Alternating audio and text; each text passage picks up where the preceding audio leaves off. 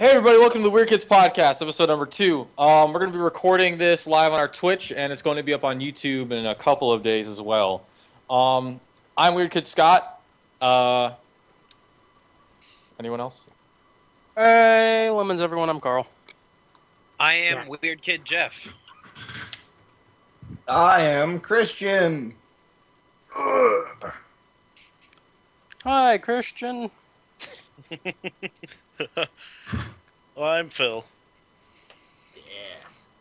And, we've got a solid stock going on tonight. We're going to talk about the recent revelation that Pokemon Go is going to be a thing. Amongst other things, that is the big thing that we are all hype about right now. And it's just kind of an exciting hour ahead for you guys. Alright. So, let's get started. Pokemon... Do I have to say, so, is anyone else, having a huge boner right now? Because I've been having one since I woke up this morning. well, that's called morning wood, and I have had a boner all night, so... What do we have? We might have boners for different reasons, but why do you have your boner? For those of you who may be living under a rock, or just don't have internet, then why the hell are you listening to this? Actually, how the hell are you listening to this? You may have heard of the recent 20th, was it 20th or was it 15th? I can't remember. It might be 20th. Anniversary of Pokemon is going to be next year. With that being said, they're pulling out all the stops, and they're releasing an augmented reality game on a enormous scale called Pokemon Go. What I mean by augmented reality is, it takes place in the real world, but it is also taking place in a digital world. Like Digimon. Like Digimon. For those of you who don't remember, or might not remember, or never heard about it, last year during April Fool's Day, Google let out a special thing on their Google Maps where you could go to a location on Google Maps and you can look through your camera or some app you could download, I think, and you could find Pokemon. And Google let out this funny little thing saying if you found all 151, they would hire you on and your official job title would be Pokemon Master. Sadly, no one got it, obviously, because it was a day and you had to go, one of the rarest Pokemon was, literally in the middle of the Atlantic Ocean. Dad, we need to get the boat. That being said, this is on a much more grand scale than that. Because Nintendo's putting work into it, they're putting their team behind it, and they really want to make something huge, which they are. Pokemon Go is a free app that you can download that opens up like a camera. And what it does is it tells you locations, it notifies you when there's Pokemon near you. And when you look through this camera, you actually see the Pokemon and can catch them, you can battle them. And with this, you can hopefully train Pokemon. From what we've shown, you can battle other people's Pokemon that you meet randomly on the street. All right, from what I'm seeing though, I'm sorry, Carl. This is high. I don't have any faith in any mobile gaming market whatsoever. And the stuff that they showed in the trailer, they only showed, from what I saw, 2 actual clips of gameplay. Yeah, but the game isn't coming out for another few months. You have to give them that. Also, it's coming out next year. Yeah, so at the minimum, 3 months from now. Maybe I'm just a negative Nancy, but mobile gaming fucking sucks. I'd like to think that you're a negative Nancy, because they're also coming out along with it.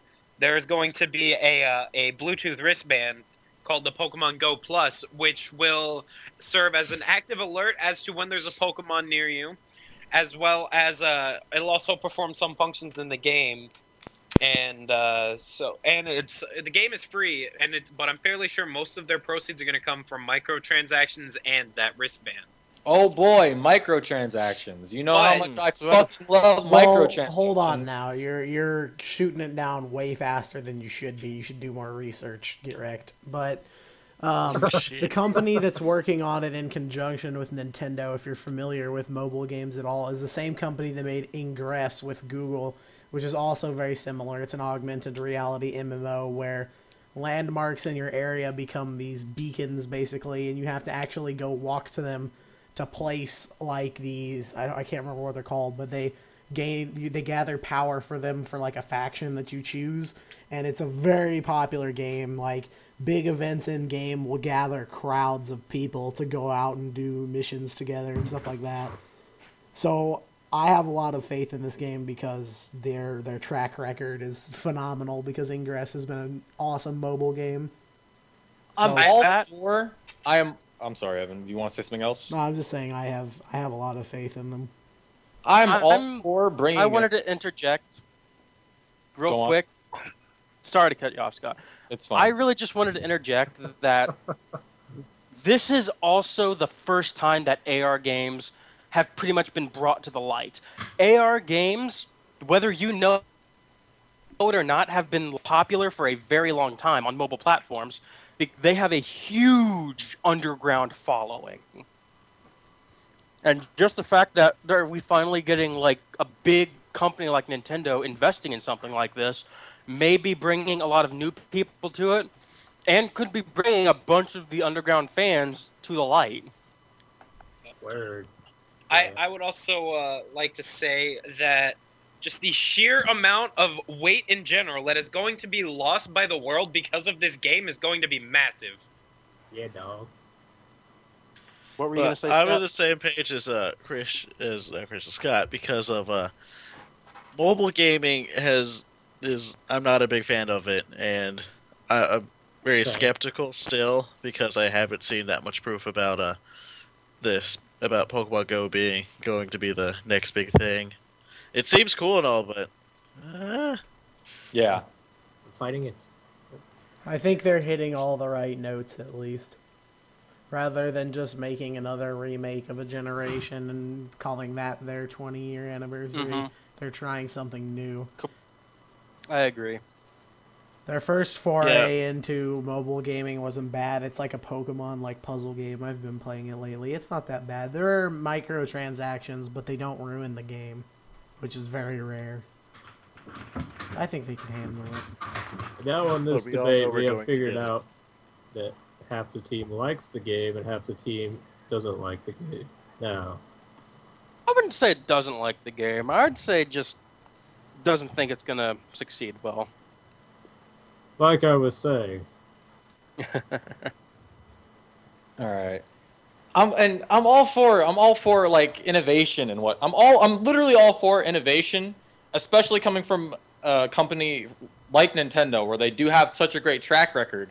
But let's not forget they have made mistakes in the past. Let's not forget the Virtual Boy. That was a wait. Maybe you misunderstood. Every company has. Hold on. I'm not sure if you're misunderstanding me, or maybe the way I'm interpreting it. I'm not talking about Nintendo when I say the company that's making it. I don't remember what the company's name is, but they used to be a team that worked at Google that started their own company and split off and continued to support Ingress from there. So it's not a Google-owned property anymore, but I'm talking about the guys that made Ingress, not Nintendo. That would be Niantic Labs. Because I think, yeah, that's right. Because I think Nintendo is more or less putting their name on this thing, and Junichi Masuda's working on it, who's the creator of Pokemon. But other than that, there's not a ton of stuff going on. Like, it's not... I don't think they're developing it as much as they're letting on, but maybe that's just me. Fair enough. So who's gonna pre-order a Go Plus? This guy. I probably am. Not likely for me. Not until I see reviews or something. Yeah, still, I'm just already... something cool to hold on your keychain or something.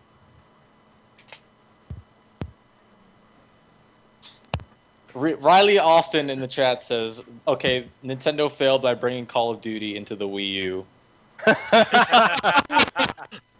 I would also like to, like, I'm already big on wearable tech in general, and so that's probably going to be one of my big purchases in the next year. I don't know. Like, I'm all for that sort of thing. But like I said, I'm still gonna, I'm gonna hold on to my money a little bit longer. I want to see those reviews come in before anything else. I think this is also something to table. I think once we get some more information and get some gameplay footage, which probably will be coming soon. I'm assuming Nintendo's not gonna mess around with getting this thing released. All right. Speaking of things getting released, I want to jump into a little bit of Battlefront. Ooh, let's go. Oh, this might be a this is touchy subject for some, because correct me if I'm wrong, but EA is behind this, correct? Yeah. Yep. Yes. Specifically, the team who is behind Dice. the Battlefield games. Dice. So we know DICE can make good first-person shooters. Like, I'll be the first to admit, I'm not the biggest fan of EA, but the Battlefield series is really good, and DICE does a damn good job on Battlefield.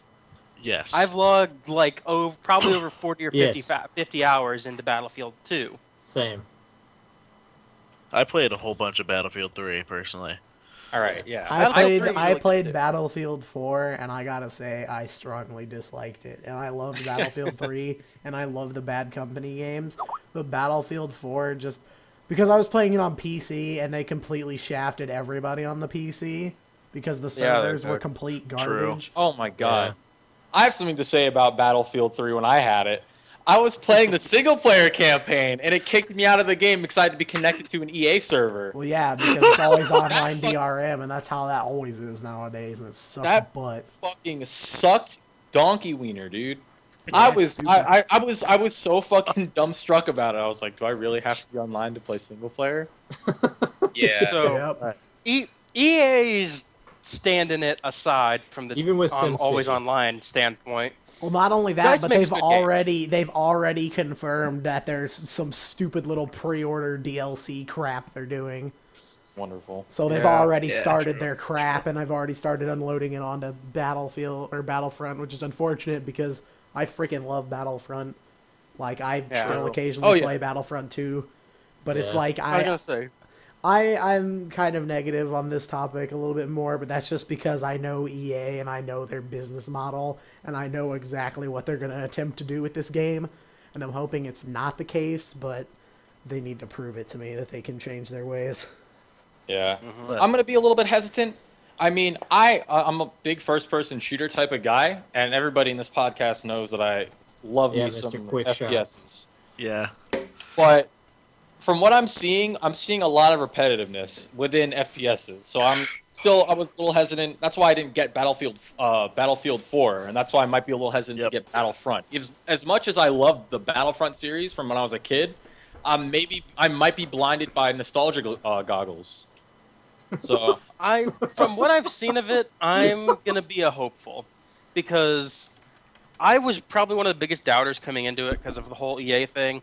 That is until I saw the E3 and I think some of the Gamescom footage that they put on. It might not have been Gamescom. They showed it at Gamescom? They might have. I'm not sure if I I'm pretty sure they showed something at Gamescom. Oh, wow.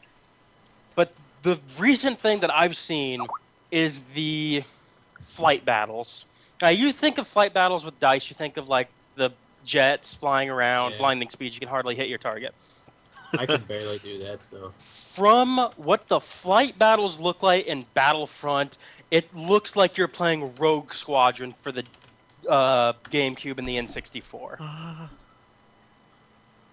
So it looks like they've slowed down the pace to where you can actually see stuff going on around you, and you can actually do dogfights, like Ace Combat style dogfights in TIE Fighters and X-Wings and Y-Wings. Yeah, I think it's going to be a solid game. It's just going to have most of the EA-type flaws. It's going to be a good game that has where most of its complaints come from the DLC and cases, because they've started doing that crap now too. Wait, that's the sad part of. Go on, Carl. I'm personally sad that they're not bringing Galactic Conquest over. Yeah, True. I'm gonna have to agree with you. Galactic Conquest was a lot of fun. And I'm kind of sad that there's not two sides again. Like you had the Republic versus the CIS, or it's just the Empire versus the Rebels. Yeah. It's kind of weird that they didn't bring back Conquest. That's a bad sign already. It's gonna be weird for me doing a first person too on a Battlefront game. I was probably one of the only people who did third person, I think. Yeah, no, well, I played in third person. I played both. Yeah, I played both too. Yeah. Because it was so much fun. Oh man. And I'm just gonna. They've already said that it's only gonna be what 24 size people, like 12 teams of 12 going at it.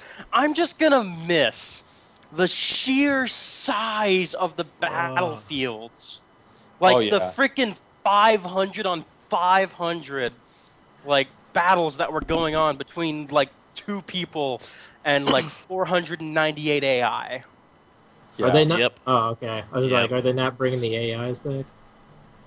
Like, to my knowledge, they're gonna have like 24 people, 12 on 12, with a couple AI mixed in. So that, I can see that. I can get behind that a little bit.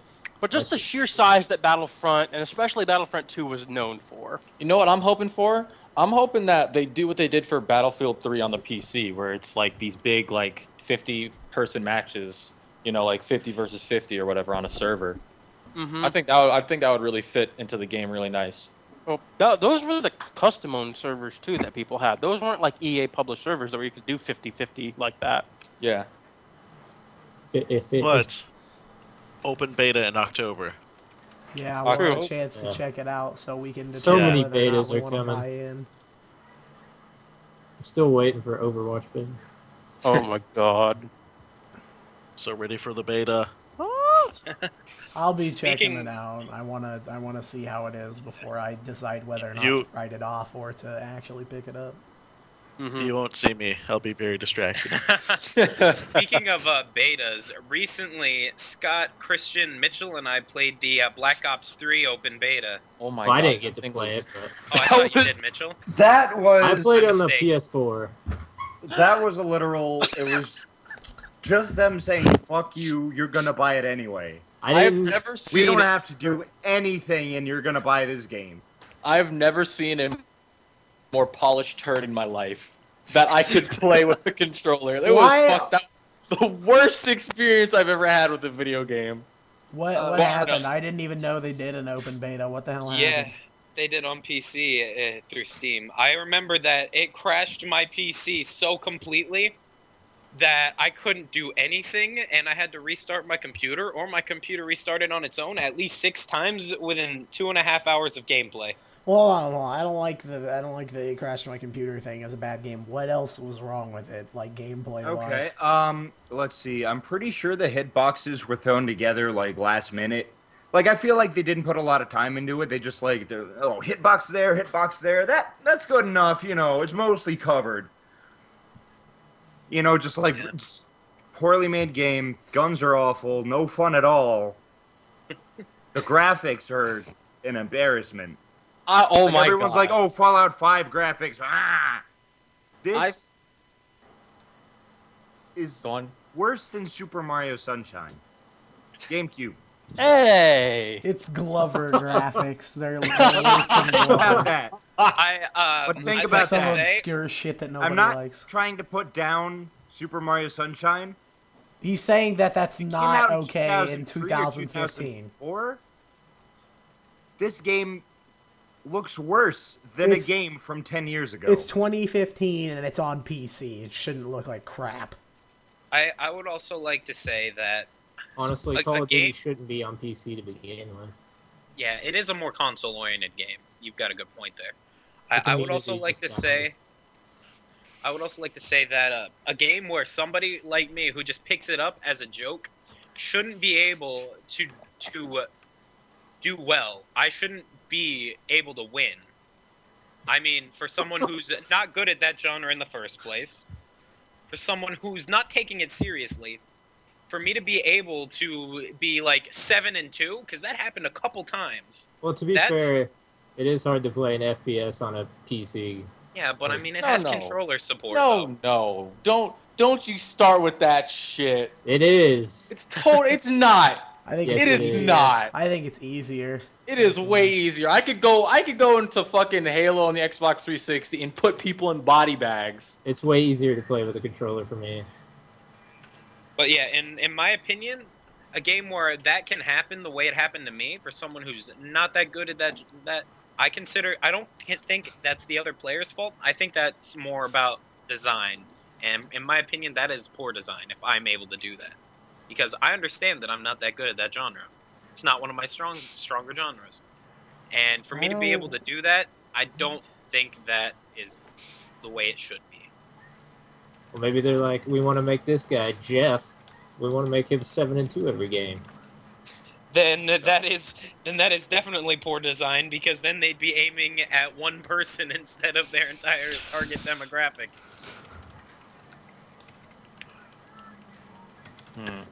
Well, I mean, it is Call of Duty. I'm not sure what everybody expected. I expect my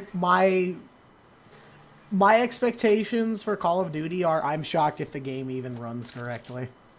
Like if it isn't just literally you start the DVD and it just says "fuck you," we knew you'd buy it, and that's just it. Yeah, it's really sad to see that the Call of Duty games have gotten like this, because they were so good before. Like, honestly, the last good COD game, in my opinion, was 4. No. I think the ones after 4 were really good. Modern Warfare 2 was an amazing game. I agree with you, Carl. Yep. Modern Warfare 2, that was the end of the line. Modern Warfare 2 was like the cliff, and then after that, they just literally swan dove off of the cliff. I loved the first Black Ops. Yeah, Black Ops 1 was great. I have to interject, Carl. I think Call of Duty it was sort of a product of its generation, I guess. Because not a product of its generation, but it can only fit a certain generation of people. You know? Yeah. I can understand that.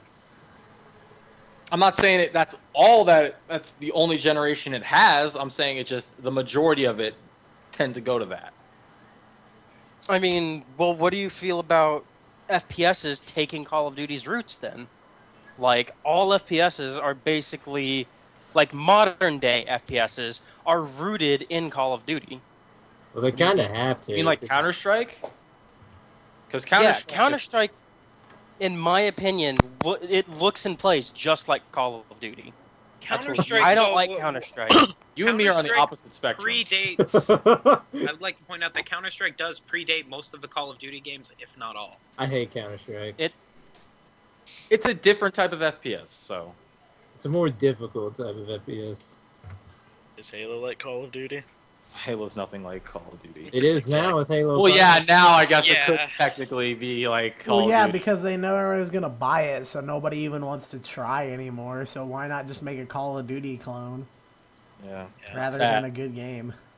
It's sad because a lot of video games do that now. They say they see what's working and they're like, "Hey, you know what? I'm tired of individuality. Let's copy what Ted next door is doing." I mean, I don't necessarily think it's all bad to kind of follow a trend, because if people really like something, then obviously you're gonna be like, okay, well, I'm not gonna make the complete opposite of this because I'm not gonna make any money and no one's gonna buy my game and no one's gonna like my game. But I think you have to still try to innovate, try to bring something new to the table rather than just dumping it out there and literally just copy paste. It's also on the same side of like Resident Evil. There really hasn't been any real, big innovations to the Resident Evil genre after 4. 4 was like the pinnacle, and they were like, you know what? We can't really do any better than that. Yeah. Which is sad. I can argue a validation for Resident Evil of why it evolved like it did. I would like to know. Please tell me. Yeah. Because if you look at how it was going, Resident Evil 4 was the last actual horror game of the genre. Because of the premise, it has an action premise, but it plays out in a horror style. Mm-hmm. And then from there on out, we know everything that's happening. We know that who is behind this. We know like what they're doing. The only logical way for this to proceed, since we know everything, is to have it as an action game. The one thing that like really brought Resident Evil to life was the surprise element to it. Like, you don't know what the fuck is going on at the mansion. You don't know what the fuck is going on in Raccoon City. Yeah. Other than there's zombies. You see that they actually now yeah, I did. That's awesome. But the fact that in the RE series right now that we know what is happening, who is behind everything, and what the hell is going on, the only logical standpoint to go is to the action-packed, I have a counter to that, actually. I have a counter. So let's talk about a game that only I know about, or that I've played. The new Danganronpa game, Ultra Despair Girls. It's kind of a Resident Evil clone, and clone comes with a negative connotation. But it's pretty much plays like Resident Evil. You know, you've got that third-person view, left trigger to ready the gun, right trigger to pull to actually shoot, that kind of thing. But the thing with that is, by now, if you're a fan of Danganronpa, since this is the third game in the series, and it's implied that you know about the game, you already know exactly what's going on. The game introduces the main antagonists to you within the first couple of hours, but it's still a good game. It's not a Gears of War knockoff with some zombies in it. I really dislike Operation Raccoon City. I could go on for hours about why I hate Operation Gears of War clone. But, like, I just think, like, the thing with me is, like, Resident Evil just turned into a shoot-'em-up, and that's not Resident Evil. That's a shoot-'em-up. Yeah. That's a shmup. And I agree with you. I agree with you. The fact that they did kind of, when it started getting towards the action pace, they kind of started dipping off the gameplay spectrum and the story spectrum, and they just made it like a shoot 'em up. And that's saddening, because they could have done really well with it. Even as an action game, they could have done well with it.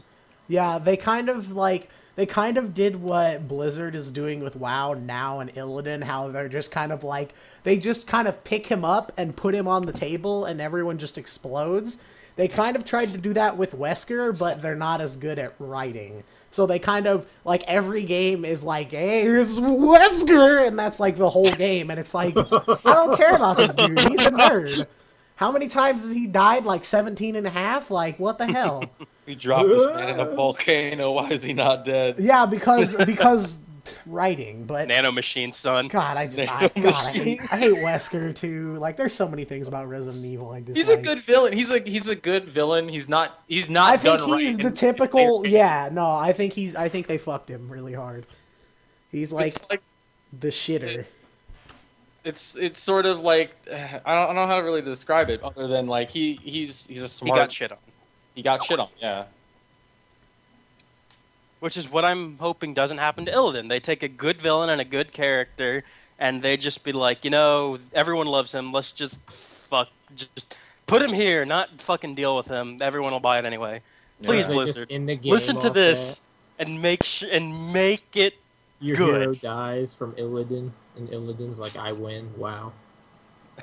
But anyway, right. No, that was like the I kind of wanted to go off into a. Yeah, I want to segue from a previous point to where FPSs don't have a lot of innovation nowadays. I want to counter with the Borderlands series. Because Borderlands is a first-person shooter that is almost like it's got very faint hints of a story in it. You're a vault hunter on the planet searching for a vault. Borderlands 2 didn't have story? It did. But no, I'm talking about Borderlands 1, because this was Borderlands the game that... 1. Zero story. Don't you be pulling that... There... Go on, Scott. I was going to say, don't you be pulling that Borderlands has RPG elements, because System Shock 2 has RPG elements, and it's a first-person shooter. Rage has RPG elements, and it's a first-person shooter, and it's utter garbage. No, RPG elements in an FPS don't make a good game. Pretty fun. Hold up. I'll just say Rage is a good game. Rage is a good game. Rage is total trash. Rage is trash. Guys, I would like to just see, what console did each of you guys play it on? Xbox 360. 360. 360. Well, never mind.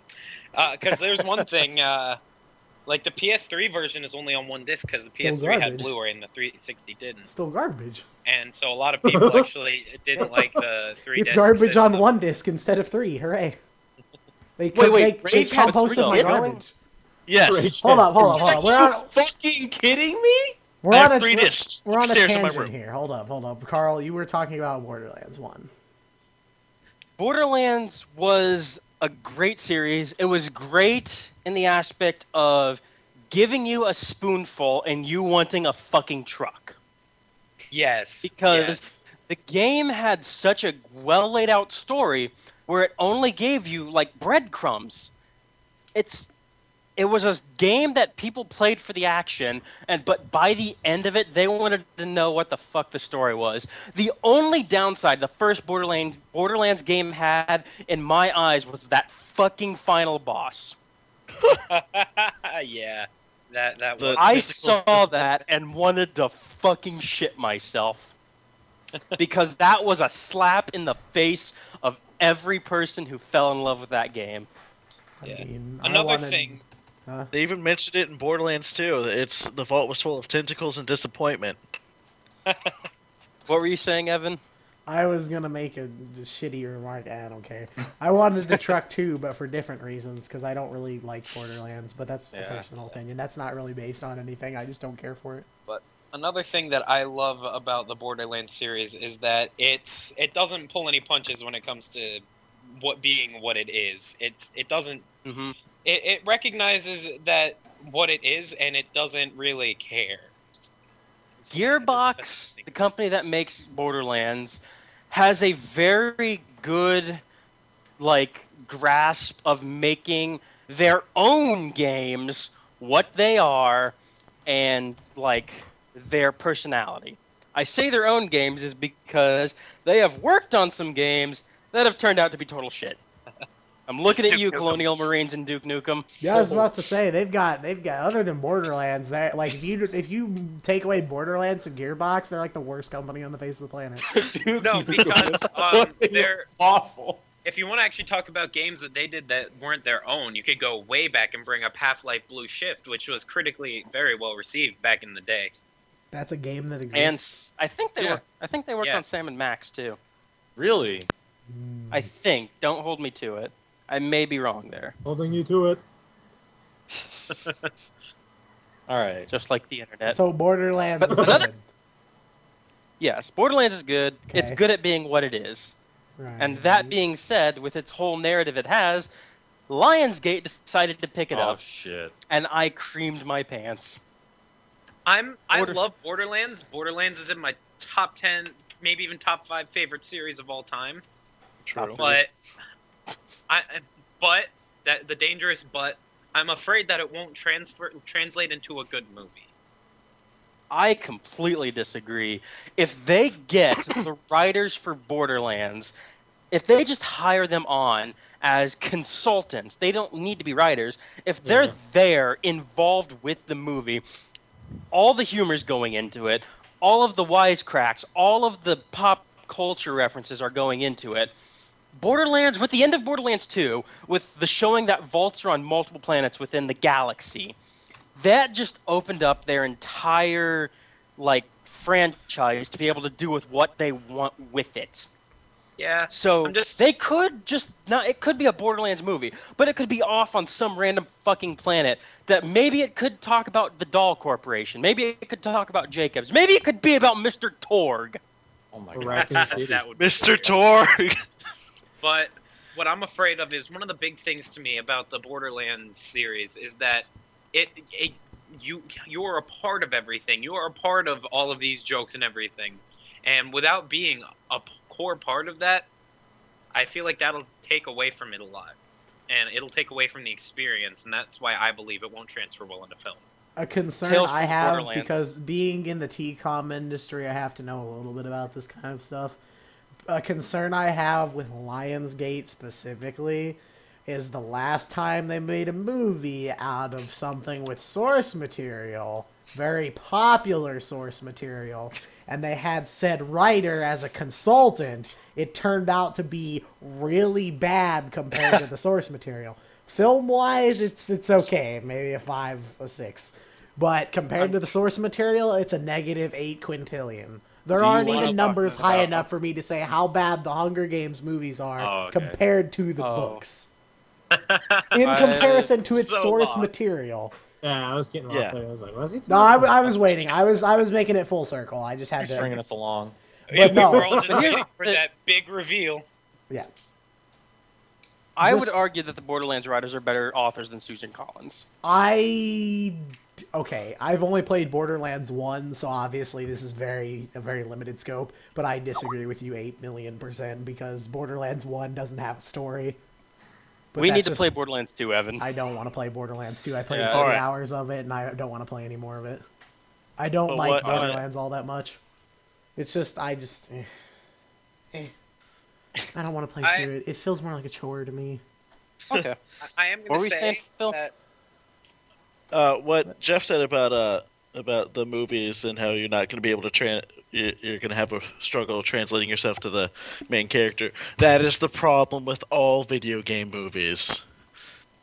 Ever. That's true.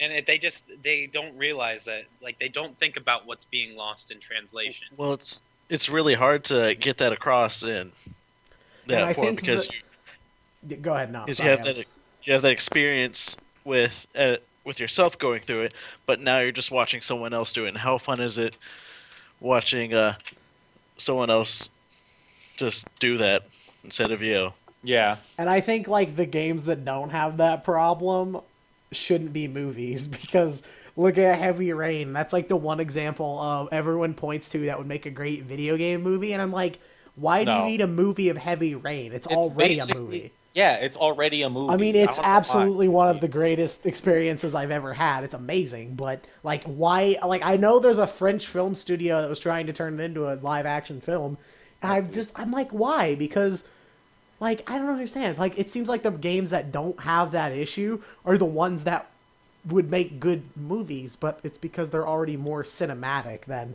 something like Borderlands, especially because it's an RPG role-playing game where you are the main character. More so than a lot of other games nowadays. I'll probably regain faith if they keep with the cell-shaded style of Borderlands and do it animated instead of doing a live-action film. I feel like a live-action film would be I feel like it would ruin it. I could see them doing live action with cell shading overtones. I personally think it would do really good. Honestly, I feel like in 2015, that's probably what they'd do. And I feel like that would hurt my soul. Yeah. Out of laziness. Because I mean, let's be honest. If you watch a Lionsgate film, you can even like just a regular audience member can point out something's wrong, and then I'm like, oh yeah, by the way, that effect is something stock in Adobe After Effects. It's like, I'm gonna run into this wall real quick. And if you guys want to talk about another big mistake, or maybe it's not a big mistake. Maybe it has a good, maybe it's a good idea. But early access games, are they a good idea or are they a bad idea? All right, hold on. Let me put my 2 cents in on this first because I've experienced this a lot. My big concern with early access is not necessarily the fact that it exists, because I think the concept is a good idea and I think it can be executed very well. The problem is it's not being executed very well because developers are being very slow with updates, like Killing Floor 2, which isn't a terrible game. I've had fun with it, but it is very slow with updates. I'm not going to try to deny that fact. Or games like Cube World that don't have updates ever for 3 years, and the developer's like, oh yeah, guys, I'm still working on it. Don't worry. Yeah, no, you're not, dude. I know you're not. Like, it's because they're like, oh, well, I already have all the money I would make from finishing the game, so why should I finish the game? I already have my money. I'll just see you guys later. Yeah, and I think I don't necessarily blame the developers. I think I blame Steam more than anything because they're kind of allowing this to happen. There's no real moderation of what's being put onto early access, and it's kind of killing everything. Yes. I'd like to say that it is most definitely a double-edged sword. Yes. It's one of those things where you have so many good things can come from it, but it can do so much harm at the same time. And now it's doing the damage. That end of the sword is literally slicing everyone's anus. It's tearing ani asunder. And it's a huge concern. It's bad because, like, you're not, like, it's like, oh, look, another early access game. Garbage. And, like, nobody buys it. Because it's early access and it's already got a really bad undertone to it. And it's just, God, it makes me sick. What it can do, though, it can make games possible that wouldn't happen otherwise. Like, concepts that pretty much, if you have an idea for a game that could be a great game, but you're not getting it picked up by a major publisher, think of the only way you're really going to get that game out there is through early access or crowdfunding. And neither of those are dependable. And a lot of times from the opposite side, I've heard the argument of, well, you're gambling your money, so you should have. I mean, I understand that, like, I should understand the risks or whatever, but literally it shouldn't be every single early access game is doing this. Like, I know it's not every single one, but it's such a majority. It's a good majority of the people that are, it's a good majority of developers that are doing it. And a lot of the defenders are, like, if there's something really, like, drastically, glaringly bad about a game, an early access game, I always hear people say, oh, it's in early access. Yeah, I understand. But, like, early access should be, like, it shouldn't literally feel like pre-alpha. It should feel like beta. I mean, like another thing? Oh, God. Another thing that hurts early access games, one reason for doing early access is you get feedback, and not a lot of people give feedback on early access. I would have to strongly disagree with that. Yeah. I think, I don't know if I necessarily disagree with the fact that people don't give feedback, because I think I can see that to an extent, but I still think the first issue is how they release it, and they get the immediate thought that, oh my god, Cube World has sold so many copies, what the hell am I doing? Why am I even trying to finish the game? I've already made all my money, I'm just going to go ahead and call it quits, and tell people every few months or so that I'm still working on this update, and be patient, because I'm only one developer. You know, this kind of sidetrack kind of sounds like a author of a popular webcomic that we all know. Oh, we're not going on that. Let's not get on that train. I get enough of that every time I get on Tumblr for half of a second. But seriously, though, like, it's just, it's weird. It's a weird world. I only have a few early access games. One of them I really like, which is Starbound, and the thing is that they let you play the unstable version. Haha! There we go. Proof right there. H1Z1 They still have the unstable version. I'm sorry, Phil. Mess around with to give them feedback. Like, Phil. Okay, hold on.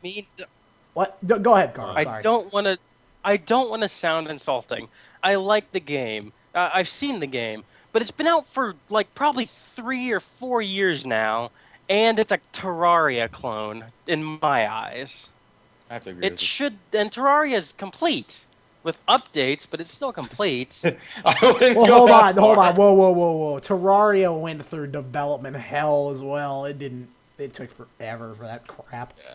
Starbound's been in early access for not even 2 years yet, but Mitchell said something about H1Z1, and that is literally the scum of early access that is ruining fucking early access. Because it'll never leave early access. They'll can it before it's done. They lied straight to everybody's face like 3 months before the game came out about no, there's not going to be any microtransactions. They do that stupid those airdrop things. There's so many problems with that game, and that's a good example right there. It's already canned. In my eyes, it's already canned. H1Z1? Yeah, pretty much. Yes. It's over. Nobody even plays the survival thing anymore. Everybody just plays Battle Royale. Yeah. And you have to have, like, tickets to do that or something. Oh my god. And if you don't do well, you don't get tickets, so then you have to fucking buy them or something. So I would like to talk about the alternative to early access, crowdfunding. Now, crowdfunding has seen a lot of games succeed. Like, look at Wasteland. Like, if you guys know about Wasteland? Not a clue. And there's the problem with crowdfunding. Yeah, no one knows about it. Yeah, well, there are a lot of games that were classics like Wasteland or Shadowrun that kind of faded into obscurity, but were brought back with a vengeance via crowdfunding. To quote-unquote popular demand. That's the same thing. It's like, if you want to bring back an old title and have it revamped and everything, that's fine. But that's all you're going to get crowdfunding. Hold on. You're gonna get that specific group of people. And then maybe the people that they tell might spread to word of mouth. That's what I'm saying. This is perfect. I never thought I'd get to talk about this. Shenmue is what I point to first, because they're making a third one. Oh my God. And it's only getting made through crowdfunding. I do not like that practice at all. Yeah, that's super scummy. That's stupid. That sounds really sketchy to me. That's super scummy. Like, they're not going to develop the game unless it gets funded. I think it did. I'm not sure. I don't keep up with crowdfunding stuff. But I think it did get funded. But that's really sketchy to me. Basically, in my eyes, that was just prove that you want it. Yeah. Like, why should I have to literally, like, expend my money for it? Like, why are you not just making it because you want to make it, not because I want it? The problem with that, pretty much compare it, would be to be like, you're a kid and your mom says, hey, if you're a good boy, I'll give you this. That's what they're pretty much doing. Yeah. But at the same time, like, when you crowdfund, you also get a copy of the game when it's done. And also, like, big games like Shenmue 3 would typically be a AAA title. Those, a lot of times, like, companies shell out tens of millions to make those big games. Like, I'm fairly sure, like, GTA 5 had at least, I know it was at least 10 million. Like, I'm looking at Shenmue 3 right now. But that's an established franchise. Yeah, so is Shenmue. It's just Sega let it ride. Not. It isn't, Jeff. Well, it is to an extent. It's a cult hit, is what it is. Yeah. That's a big difference. And for a big game, though, it costs a lot of money to make. And so, to get a game made that would be a somewhat financial risk, most companies won't go into that. Like, they will say no, and they will shoot it down in early stages. So. The reason I think they will shoot, the reason I think they do shoot it down is because it is a cult hit. And a cult hit is pretty much like, it's a one shot. How many other cult hits movies have there been that have really successful titles? Like sequels, I should say.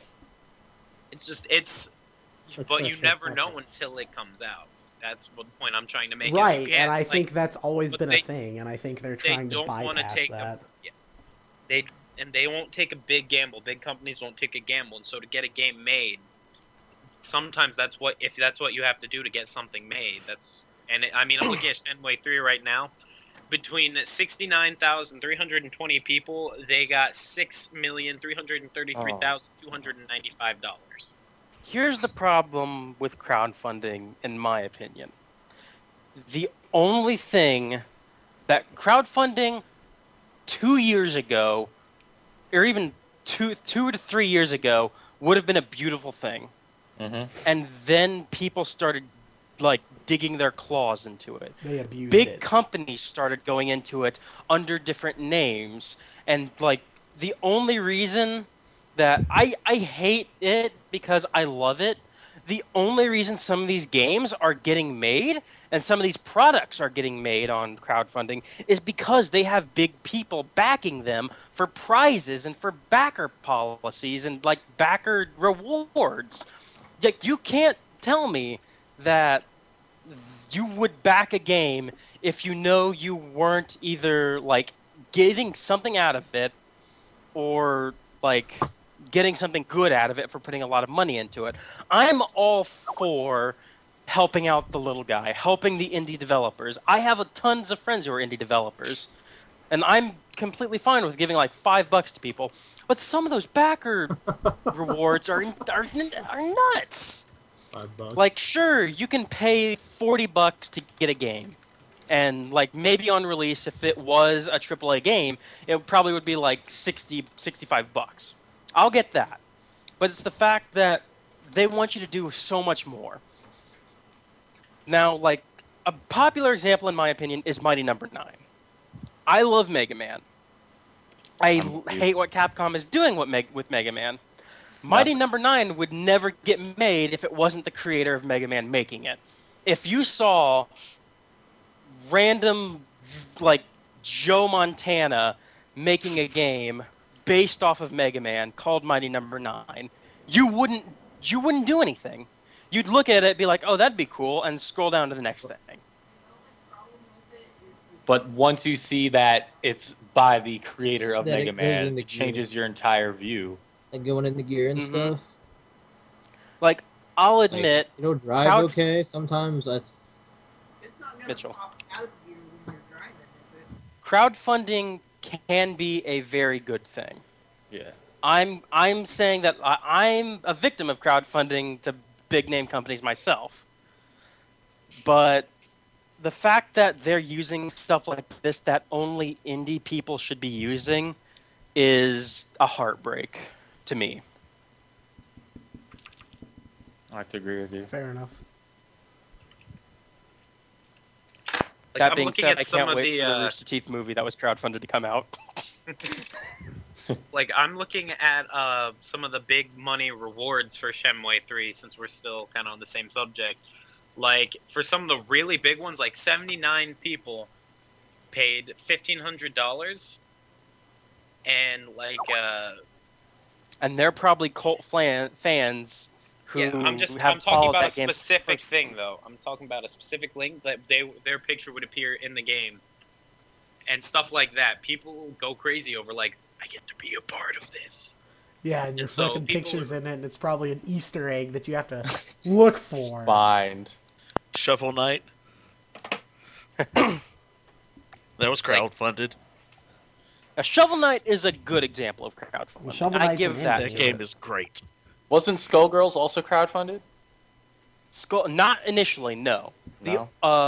The second revision of it was crowdfunded. Second Encore. That was after it. Yeah, second Encore was crowdfunded. That was after it already had gotten cult followings and massive, like, fan base. Like, it had been at EVO for like a year or two before it started getting crowdfunding.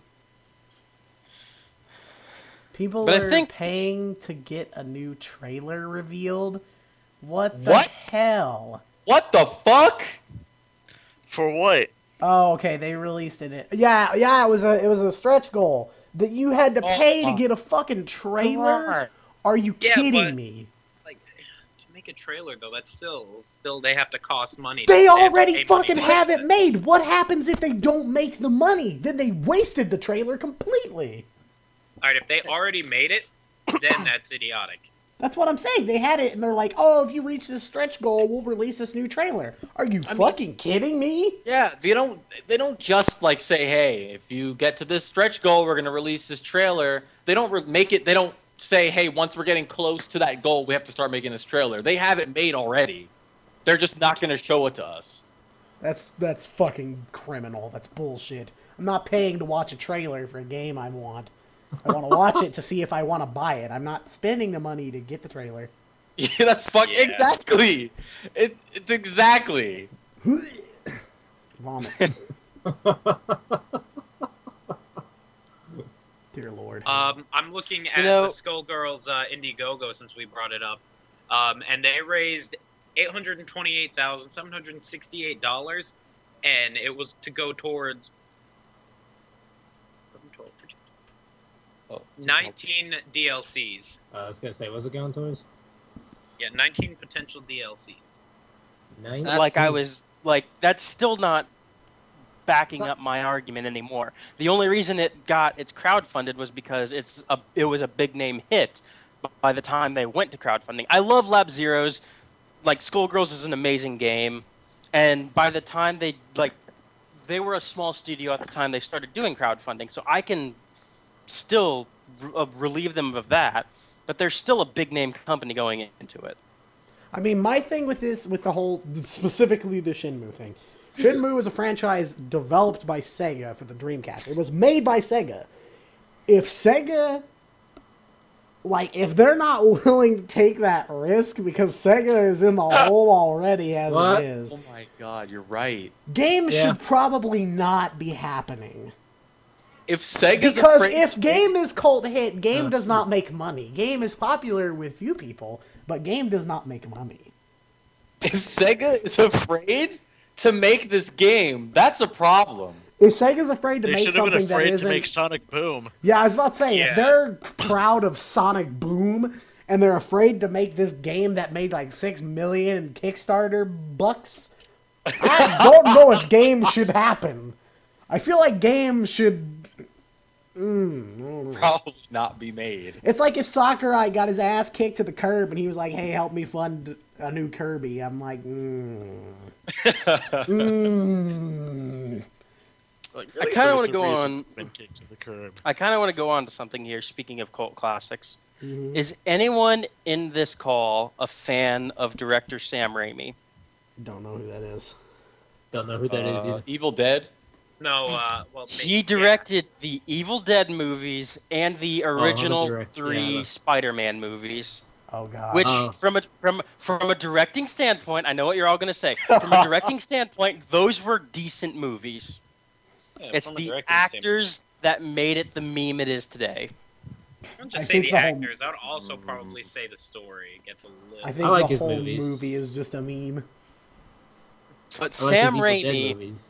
known for cult freaking star cinema masterpieces, that was the Evil Dead trilogy and the original freaking Darkman movie, which propelled Liam Neeson into the spotlight. Like, that man has a background in cinema so amazing, and he's getting a television series for Evil Dead. Oh, is he Titled directing that?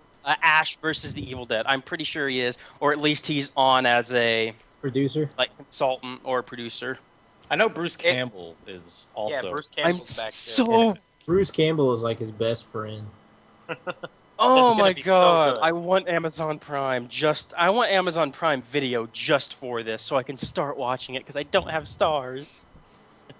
Also, like, Oh. it looks like it's gonna have more of Army of Darkness vibe than be more like Army of Darkness than the Evil Deads, which that was my Yeah. favorite. The series is gonna be a combination of horror comedy, which is what his most famous movie, Army of Darkness, was. It takes place after Army of Darkness, if you guys don't know, a quick summary was Ash was taken back in time, fought some Deadites there, and then under a wizard spell, went to sleep without aging and woke up in his own time.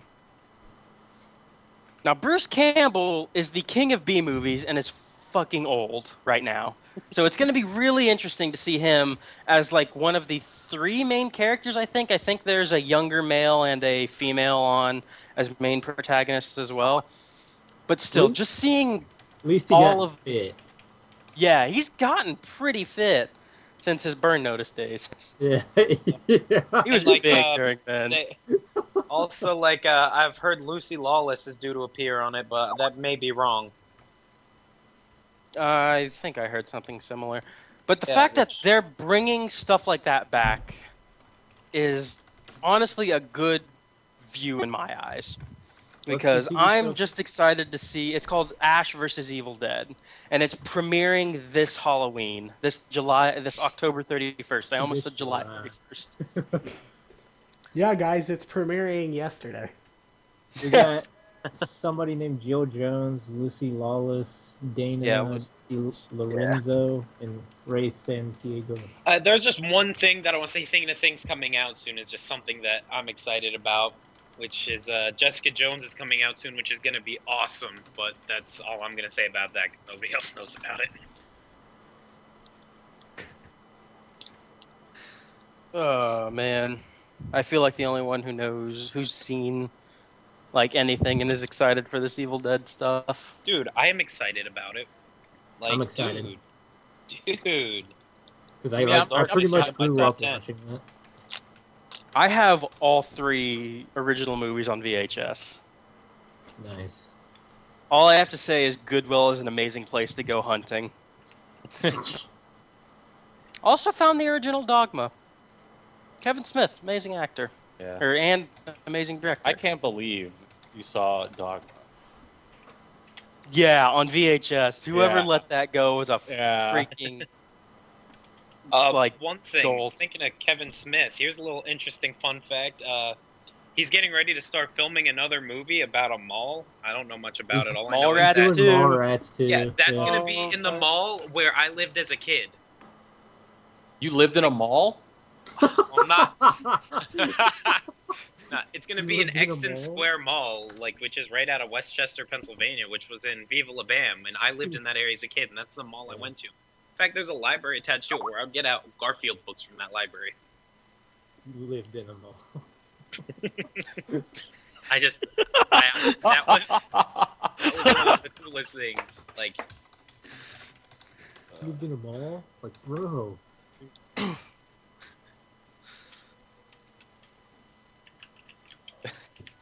Not good, not good, not good, not good. All right. So let's end. Let's end with something that we have. Let's talk about some games that we have played and what we have rated them. I will talk about a little bit of Killing Floor, and I'm sure Carl will talk about a little bit of Until Dawn and what his thoughts are.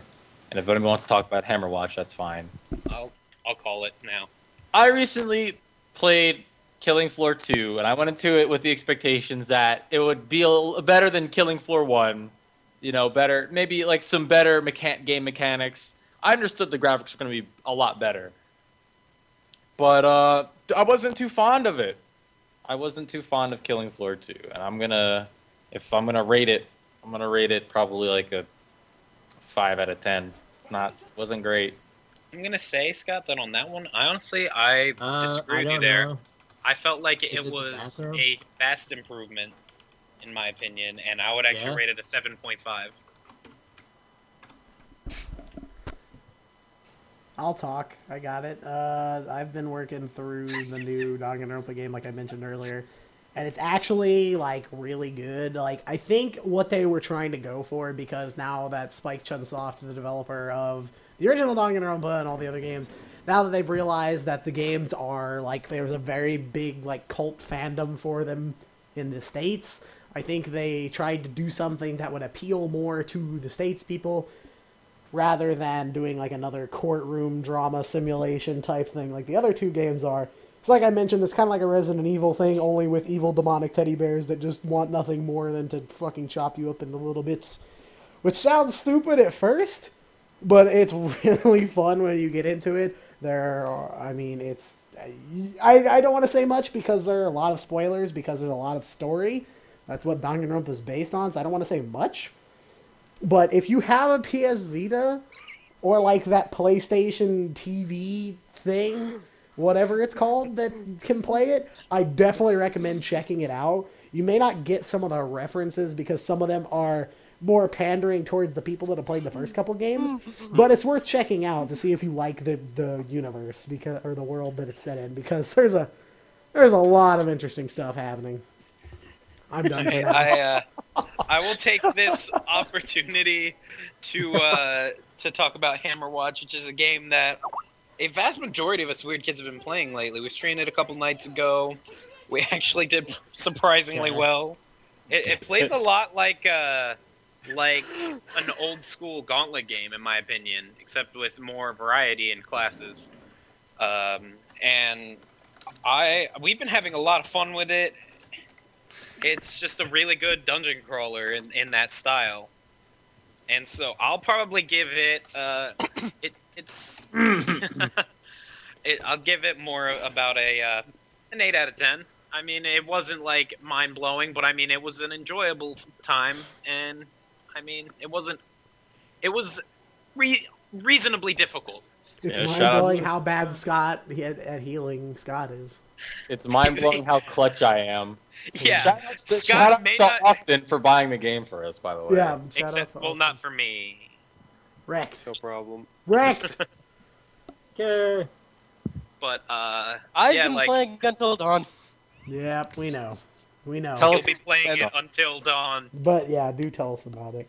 I'm interested to hear what your thoughts are. Lord. I'm really known amongst my friends and amongst like a lot of other people for being the jump scare guy. Like, I play horror games to get laughs out of other people, and I get scared very fucking easily at shit. Five Nights at Fuckles. But Okay, that was a team effort. I've also been known to get attached to characters in video games. Like, I may have cried over the death of two of some characters in video games. But this game has not done that. Oh, that sounds bad. For some reason, like, there are some characters I like. There are some characters that are really cool. But I've just not gotten my complete head around some characters. Like, there's this one character named Emily. Fuck if you were that watching the bitch! stream earlier, Fuck that bitch! What'd she do? is a complete and total bitch. Has Matthew completely whipped and is two-timing him. It's hot. It's because I think the reason you can't is just because they're too much. They did too good of a job at making them like popular preppy high school students, and they annoy you too much. Oh God, please Yeah. no, vomit. Now, They are I kinda- will say that there is one character in this game who my entire opinion has changed from. Mike, from the beginning, who M is two-timing her on or with, seemed like a complete douchebag and kind of acted like it in the very beginning. But through my playing now, he has kind of gotten really good character design and really good, just overall feel to him. He's a really cool character. All right. What would you rate it, Carl, from so far? From what I've played of it, I'd give it an 8. An A 7.5 or an 8. 7.5, not enough water. I'm a real big story guy, so I'm really hoping to see where this story leads. Right into the drain. Fair enough, fair enough. So, Alright. I'm just gonna pick a random game from my library real quickly. Dragon Ball Xenoverse. It came out earlier this year. What do you think? What do you think of it? It's a beat 'em up. Dragon Ball Z original characters. That's What the do you best like part. about it? You can go Super Saiyan if you're a Saiyan, and you get to play through the whole storyline of Dragon Ball Z. It's Who's your super favorite awesome, character? but favorite character? Vegeta. Another one. Pick another one. Quick. Like Metal Gear And I was Rated. rated a 7.5 out of 10. All right, very good. All right, guys, we're running out of time here. Yeah. And I'd like to thank you all for coming out. Expect to see us on YouTube within the next couple of days. By the end of the night. By the end of the night. We got that. Damn, Jeff working on that deadline. Like us on Twitch. Follow us on follow us on Twitch. Like us on Facebook. Follow us on Fitbits. Tweet at us on Twitter. Check out the website. Jeff worked really hard on it. It's a pretty nice website. And anything else? Anyone want to say anything else? Thanks for coming out. Thanks for coming out, guys. Have a good rest of the night. See you later, boys. Love you.